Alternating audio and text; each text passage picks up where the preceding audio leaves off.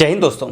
अगर आप इस बार यूपी में बीएड करने के बारे में सोच रहे हैं तो बहुत सही सोच रहे हैं, क्योंकि इसका फॉर्म आ ही गया है। ठीक है, इसे आप 18 अप्रैल 2022 से अप्लाई कर सकते हो। तो अब आपके पास ज़्यादा टाइम नहीं है इस फॉर्म को अप्लाई करने के लिए। साथ ही आपका एग्जाम 1 से 7 जुलाई 2022 को हो जाएगा, जिसका रिजल्ट 5 अगस्त को जारी किया जाएगा और आपकी काउंसलिंग स्टार्ट हो जाएगी 10 अगस्त 2022 से। दोस्तों, खुशखबरी ये है कि इस बार अगर आप फॉर्म अप्लाई करेंगे तो आपको पहले की अपेक्षा कम फीस पे करनी पड़ेगी। पहले 1500 रुपए आपको पे करना पड़ता था अगर आप जनरल थे, लेकिन अब आपको सिर्फ और सिर्फ 1000 रुपए पे करने पड़ेंगे। तो फीस जो है वो कट हो गई है। जनरल और ओबीसी के लिए 1000 रुपए, SC ST के लिए 500 रुपए है। तो गाइज, आज के इस वीडियो में हम इसको डिटेल में समझने का प्रयास करेंगे, तो आप पूरी वीडियो से लास्ट तक जरूर बने रहिएगा। हे गाइज, मैं अशोक सिंह और आप देख रहे हैं अलग क्लासेस। चलिए वीडियो को शुरू करते हैं। हमेशा अपडेट रहने के लिए सब्सक्राइब करें और फिर बेल आइकॉन पर क्लिक करें। सबसे पहली बात की जो इस बार का बीएड का एंट्रेंस एग्जाम होने वाला है वो महात्मा ज्योतिबा फुले रोहिलखंड यूनिवर्सिटी बरेली के द्वारा ऑर्गेनाइज किया जाएगा। ठीक है, यह 2 वर्षीय बीएड है। जो पहले 1 वर्ष की बात हो रही थी कि होने वाला है, अभी उसके बारे में कुछ भी नहीं कहा जा सकता। अभी जो नोटिफिकेशन जारी किया गया है वो 2 वर्षीय बीएड के लिए है। तो ये 2022 से 2024 सेशन के लिए है। इसे अप्लाई करने के लिए अगर आपने 15 वर्ष एज कंप्लीट कर ली है तो इसे आप अप्लाई कर सकते हैं। एक चीज़ बताना चाहूँगा कि मिनिमम एजुकेशनल क्वालिफिकेशन जो है वो आपको फुलफिल करना पड़ेगा। तो चलिए देख लेते हैं कि मिनिमम एजुकेशनल क्वालिफिकेशन क्या है अगर आप बीएड करना चाहते हैं तो बेसिकली अगर आपने ग्रेजुएशन कंप्लीट कर लिया है तो आप बीएड कर सकते हैं। अब किसी भी स्ट्रीम से अगर आपने ग्रेजुएशन कंप्लीट किया है उससे कोई फर्क नहीं पड़ता, आप बीएड में अपीयर होकर एडमिशन ले सकते हैं। अब यहाँ आपको ध्यान रखना है कि जो आपने ग्रेजुएशन किया है उसमें 50% मार्क्स एटलीस्ट होना आपके लिए जरूरी है। अगर 50% मार्क्स आपका नहीं होता है तो आप इसमें अप्लाई नहीं कर सकते। लेकिन ये 50% जनरल के लिए है। वहीं अगर आपने इंजीनियरिंग से डिप्लोमा करा है, जैसे अगर आपने बीटेक या बीई किया हुआ है, तो 55% मार्क्स एटलीस्ट आपके ग्रेजुएशन में होना चाहिए। अब दूसरी बात ये आती है कि जिनका 50% नहीं है या 55% नहीं है वो कैसे अप्लाई करें। तो अगर आपके ग्रेजुएशन में 50% नहीं है तो आप पीजी के बेसिस पे कर सकते हो। यानी कि अगर आपने पोस्ट ग्रेजुएशन किया हुआ है उसमें 50% है तो आप अपने पीजी के बेसिस पे भी इसमें एडमिशन ले सकते हो, इस फॉर्म को अप्लाई कर सकते हो। इस एग्जाम में मैक्सिमम एज की कोई बाध्यता नहीं होती। अब हम समझ लेते हैं कि किस तरीके से इसका प्रोसेस कंप्लीट किया जाता है।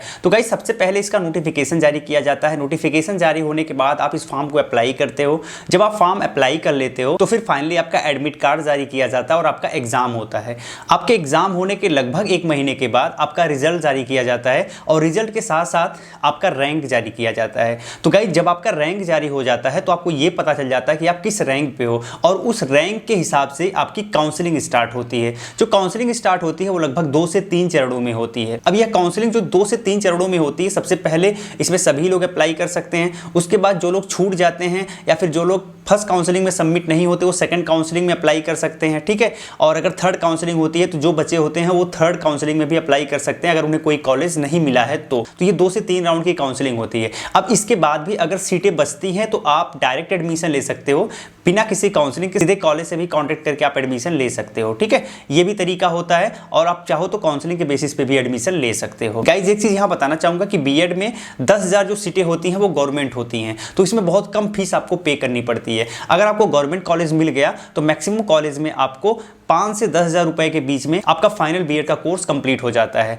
लेकिन अगर आपका एडमिशन प्राइवेट कॉलेज में होता है तो ये फीस ज़्यादा होती है, लगभग 85 से 88,000 रुपए फीस आपको पे करनी पड़ती है। इसके अलावा आप जिस भी प्राइवेट कॉलेज में जाते हो वहाँ पर भी कॉलेज वाले मनमानी फीस चार्ज करते हैं, जो कि कुछ भी हो सकता है, प्रैक्टिकल के नाम पे, फाइल के नाम पे, या फिर अगर आप क्लास नहीं करते हो उसके नाम पे। तो इस तरीके से बहुत सारे चार्जेस एक्स्ट्रा जोड़ के आपके ऊपर काफ़ी बर्डन डाल दिया जाता है। तो आपका प्रयास रहना चाहिए कि गवर्नमेंट कॉलेज अगर आप निकाल लेते हो तो बहुत कम पैसे में आपको क्वालिटी एजुकेशन मिल जाएगा और जो सर्टिफिकेट होता है दोनों की वैल्यू बिल्कुल इक्वल होती है। तो गाइस, आपका प्रयास रहना चाहिए कि एंट्रेंस में अच्छा करके आप गवर्नमेंट कॉलेज निकालिए और बहुत कम पैसे में बीएड कंप्लीट कर लीजिए। तो अब हम समझ लेते हैं कि जो आपका एंट्रेंस एग्जाम होने वाला उसका पैटर्न क्या है। तो बेसिकली इसमें 2 पेपर होते हैं, paper first and paper second.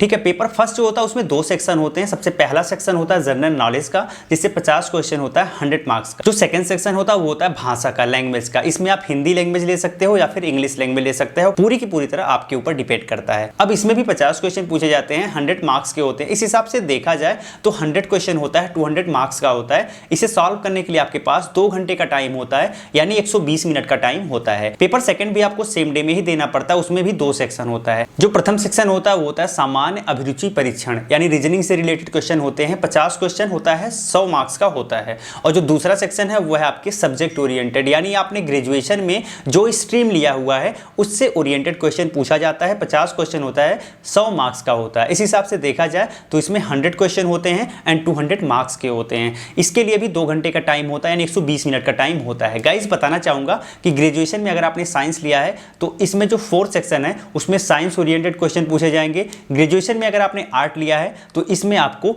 Art oriented question देखने को मिलेंगे। तो जैसा कि मैंने बताया कि अगर आप कोई क्वेश्चन सही करोगे तो आपको 2 नंबर मिलेंगे, लेकिन अगर आप कोई क्वेश्चन गलत करोगे तो 0.33% का नेगेटिव मार्किंग है। तो यहां पर आपका दंड स्वरूप 1/3 नंबर काट लिया जाएगा। अब आपने इसके एग्जाम पैटर्न को बहुत अच्छे तरीके से समझ लिया है। अब हम बात कर लेते हैं इसमें क्या क्या सिलेबस आपको कवर करना पड़ेगा, कौन कौन सा टॉपिक आपको कवर करना पड़ेगा। तो यहाँ पर स्लाइड में आप देख सकते हो, आपको पूरा डिटेल मिलेगा कि कौन कौन सा टॉपिक आपको कवर करना पड़ेगा। बहुत ध्यान से आप देख लीजिएगा, साथ ही आप इसे डाउनलोड भी कर सकते हैं। डाउनलोड करने के लिए लिंक भी मैं आपको इसी वीडियो के फर्स्ट कमेंट में, साथ ही साथ इस वीडियो के डिस्क्रिप्शन में आपको दे दूंगा। अब जान लेते हैं इसमें कौन कौन सी बुक आपके लिए जरूरी है। तो गाइस हिंदी सेक्शन या फिर इंग्लिश सेक्शन को कवर करने के लिए जो लूसेंट की बुक आती है बिल्कुल एनफ होती है, आप उस बुक से प्रिपरेशन करके इसे बेहतर कर सकते हो। जो सेकंड बुक होती है जनरल नॉलेज के लिए, वो भी लूसेंट को आप कवर करके इसे कंप्लीट कर सकते हो।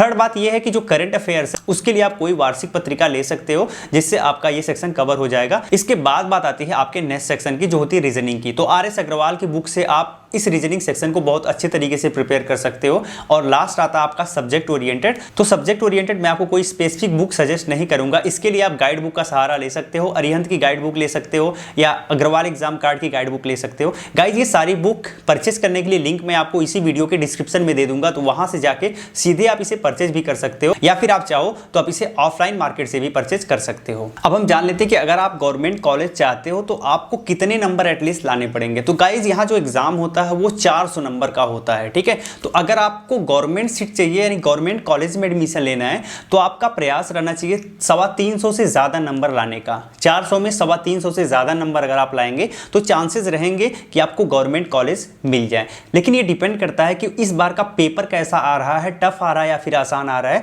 और कितने बच्चे अप्लाई कर रहे हैं। जितना ज्यादा कंपटीशन रहेगा उतना ज्यादा फाइट होगी, ठीक है। दूसरी बात यह है कि अगर आप एडेड कॉलेज में एडमिशन लेना चाहते हैं, वहां पर भी फीस आपको कम ही देनी पड़ती है। तो यहाँ पर भी आपका प्रयास रहना चाहिए कि 250 से 300 के बीच में आपका मार्क्स आए, जिससे आपका एडमिशन एडेड कॉलेज में भी हो पाएगा। गाइज ये मैं आपको एक आंकड़ा बता रहा हूं, जरूरी नहीं कि ये आंकड़ा बिल्कुल फिट बैठे, लेकिन अगर आपका नंबर 250 से 300 के इर्द गिर्द रहता है तो 80 to 90% पॉसिबिलिटी होती है कि आपको 10,000 सीटों में से एक सीट मिल जाए।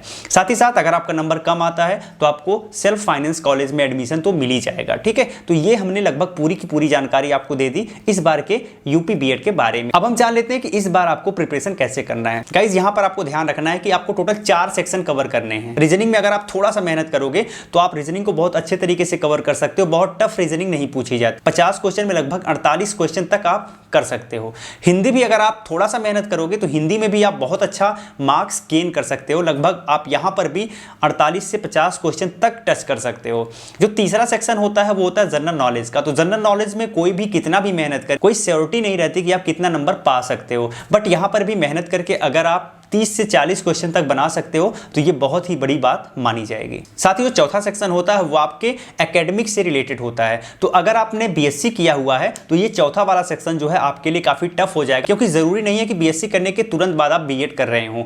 ज्यादातर लोग बीएससी करने के बहुत लंबे गैप के बाद बीएड करते हैं। तो वो जो बीएससी में उन्होंने पढ़ा है फिजिक्स, केमिस्ट्री या फिर बायोलॉजी, वो आसान नहीं होता है एक लंबे अरसे के बाद उसमें परफॉर्म करना। तो यहाँ पर आपके मार्क्स ज्यादा नहीं बन पाते। लेकिन अगर आप आर्ट के हैं तो इसमें भी आप बहुत अच्छा मार्क्स गेन कर सकते हैं। गाइस ध्यान रखना है कि जो 4 सेक्शन है उसमें आप बहुत मेहनत करेंगे, अगर साइंस स्टूडेंट हैं तो भी आप बहुत अच्छा परफॉर्म नहीं कर पाएंगे। तो आपका ज्यादा फोकस इन 3 सेक्शन पर होना चाहिए कि तीनों सेक्शन को बहुत अच्छे तरीके से प्रिपेयर किया जाए, क्योंकि जो चौथा सेक्शन होता है उसके क्वेश्चन थोड़े से टफ भी आते हैं। गाइस आपको एक चीज मैं यहां बताना चाहूंगा कि आप लगातार प्रैक्टिस करिए, सेक्शन वाइज सॉल्व करिए, और आप एग्जाम के लास्ट टाइम पे ज्यादा से ज्यादा रिवीजन करिएगा, और जो गाइड बुक आती है गाइड बुक का सहारा लीजिएगा, ठीक है। इस तरीके से आप इसकी प्रिपरेशन अच्छे तरीके से कर सकते हैं और आप अपने लिए एक इंपॉर्टेंट गवर्नमेंट सीट ले सकते हैं। तो उम्मीद करता हूं ये वीडियो आपके लिए बहुत हेल्पफुल रही होगी। अगर वीडियो अच्छी लगी हो तो वीडियो को लाइक करिएगा, शेयर करिएगा। जय हिंद।